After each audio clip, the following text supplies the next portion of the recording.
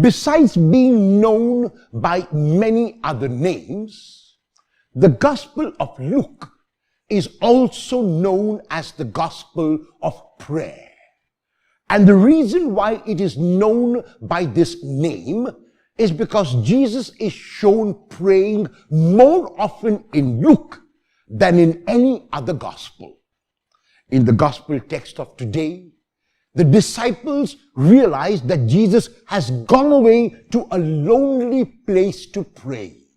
And after Jesus completes his hour of prayer and comes back to them, they ask him, saying, "Lord, teach us how to pray." None of us knows how to pray, no matter how prayerful we think we might be. It is the Lord who teaches us how to pray like he taught his disciples.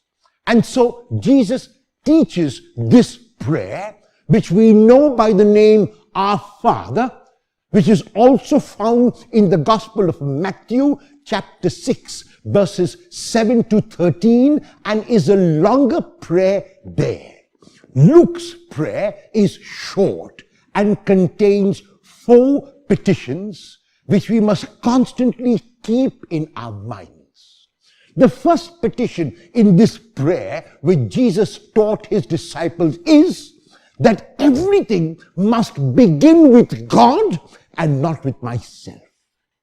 God is the origin and God is the completer, and therefore everything must end also with God.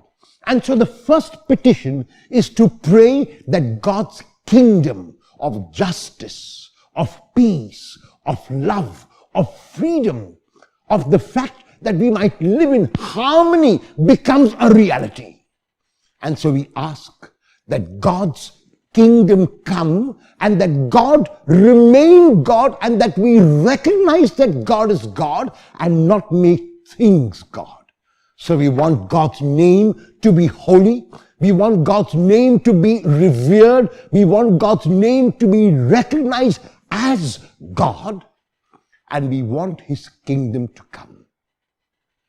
The second petition is what might seem to us to be mundane or regular. It is the petition for our daily needs, metaphorized in the word bread.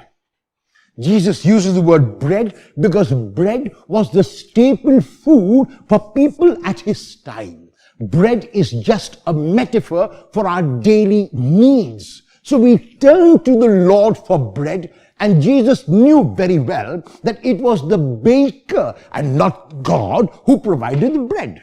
And yet Jesus knew that the baker was the secondary cause, God was the primary cause. And because for Jesus, everything began and ended with God, he turns to the Father and asks for bread, which is for the daily needs.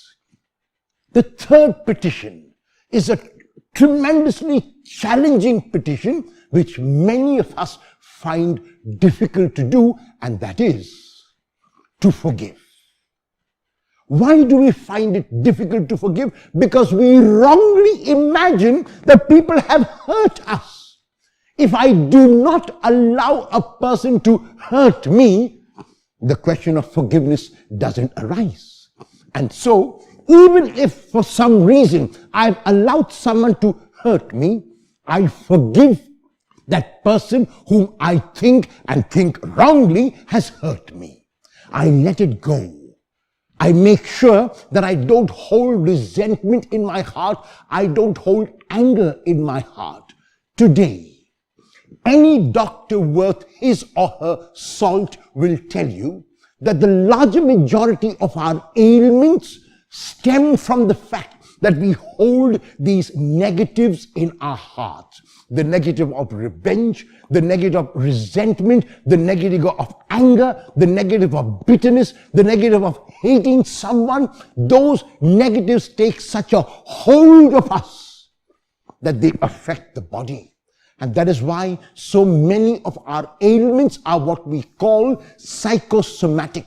The psyche, that is the inner person, is affected. And because the inner person is affected, the soma, the body, is affected as well. And so therefore, in order to enjoy good health, in order to enjoy the beautiful life that God has given us, one of the things that we must do is forgive. And we are asking God to forgive as we forgive. Which means you are telling God that if you don't forgive, God should not forgive you. If you hold resentment in your heart, God must hold resentment in his heart as well. And if God were to hold this resentment in his heart every time I sinned, where would I be? I would be nowhere. And so, because God forgives, and because God loves, and because God lets go, I am invited in turn to forgive, to love, and to let go. And finally, I ask God not to put me to the test. That God will try me, and that life will try me, and that there will be hurdles and obstacles and challenges that come my way.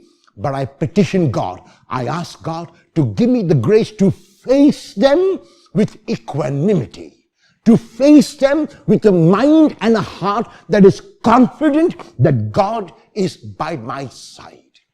And so, the prayer which Jesus taught his disciples and teaches us is not simply a prayer which we recite, but it is an attitude.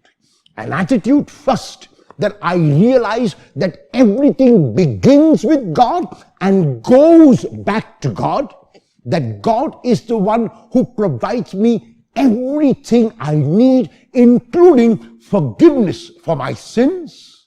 And because God does that, I forgive, I love, I give in return. Will you, after hearing the prayer that Jesus taught his disciples, acknowledge your dependence on God? And if there is someone whom you have not yet forgiven, will you forgive today?